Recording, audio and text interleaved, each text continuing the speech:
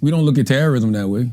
We don't say, oh, well, it was only 2 bombings. That's a good point. You know, we don't say, oh, it was only 1 9/11. We don't say that. We treat terrorism with urgency. And I think we should treat police brutality when it comes to black and brown people and unarmed black and brown people getting killed with urgency.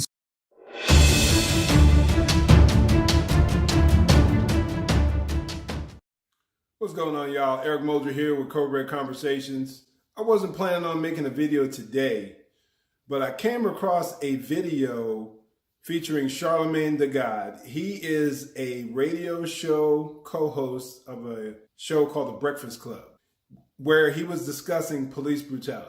Here's the clip. When somebody like Candace Owens talks about Democrats expecting the African-American vote, they shouldn't expect it. And these are some of the values that black conservatives share. Mm-hmm. How do you reconcile some of the things that she says, but that are in line with your beliefs, but then also in line with the president's beliefs? Yeah, I mean, you know, I take the police brutality thing as, for example, right? Candace will say, police shot however many people, but only 16 of them were unarmed, or something like that. I don't want to misquote her, but basically it's a very low number of black and brown people that are unarmed that get shot and killed by police. Well, we don't look at terrorism that way. We don't say, oh, well, it was only 2 bombings. That's a good point. You know, we don't say, oh, it was only 1 9/11. We don't say that. We treat terrorism with urgency. And I think we should treat police brutality when it comes to black and brown people and unarmed black and brown people getting killed with urgency. So I understand where she's coming from a logical standpoint, but if you ask me, I think one life, you know, is one too many. And if you're a black person in America, you know we have run-ins with police that are absolutely different. I got really bad anxiety. Police officers can get behind me and I'm not doing nothing. And I feel like I need to pull over just to let them pass me because I don't even want the engagement, you know? So Candace can't sit here and act like police brutality is not a concern in the black and brown community because you can show me all the numbers you want, but I'm 40 years old. I've lived it. Mm-hmm. You know what I mean? Right. All right, in this clip, he talks about, if you watch the whole thing, which I suggest you do, watch the whole thing in its entirety. He speaks on a myriad of issues, a variety of issues, not just police brutality. He talks about Candace Owens. He talks about Donald Trump. He talks about the idea of blacks not being married to the Democratic Party. And a lot of things that he said, I agree with. A lot of the things he said, I didn't agree with. But there were a lot of things that he said that made sense. But I want to make this video in particular in the area of what the clip I just showed. He's trying to make the analogy that just because the numbers may be low in regard to how many unarmed black men are killed by the police, that there's some who are making the statement that we shouldn't care about police brutality.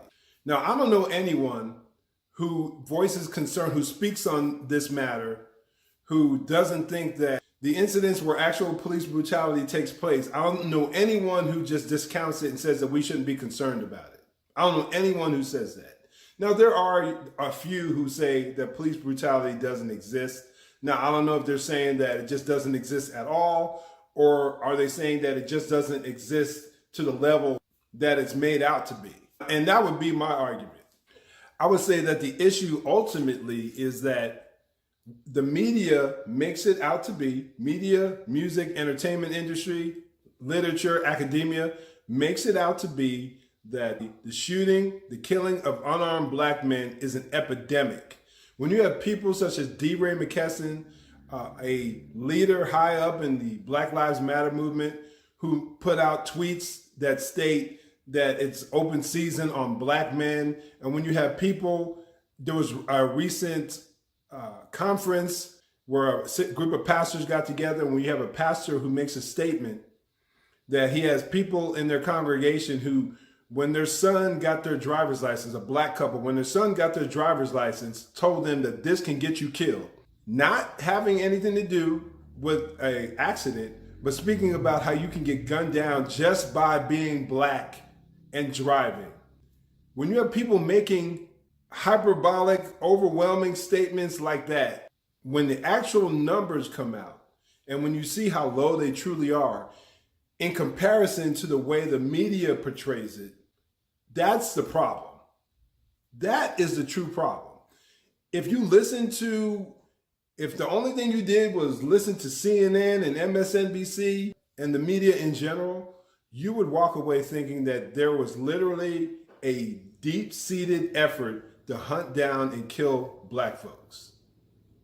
Now, I'm not saying that police brutality doesn't exist. I'm not saying that there aren't police officers out there who are racist.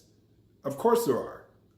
I mean, you have human beings. We're talking about human beings. You have evil in every sect, every group of society within the human race. Men are fallen, men are sinful. And it's displayed regularly. But if there's truly a deep-seated effort to hunt down and kill black men by police officers, when the numbers of unarmed black men are in the teens or lower, when you look at the fact that we make up 13% of the population when our population is in the millions, and then you look at sometimes a single-digit number of black men that are killed by the police, unarmed black men that are killed by the police each year, are we presenting the actual facts? And I would say no. And I think oftentimes, as I've made clear on numerous occasions, I think there's a political motivation behind it. Keep the black man angry and fearful of the white man, of the police. Keep them fearful of the ones who actually step forward into these communities to actually help you, so that you're bound politically to a certain ideology, a certain group. That's the point that I believe most conservatives make when we reference the numbers. When you compare the numbers of unarmed black men that are killed, and let me make this point very clear, unarmed does not equate to you not being dangerous. Let me make that point abundantly clear. Because the numbers of deaths that occur annually, just from bare hands, feet, knees, etc., are shockingly high.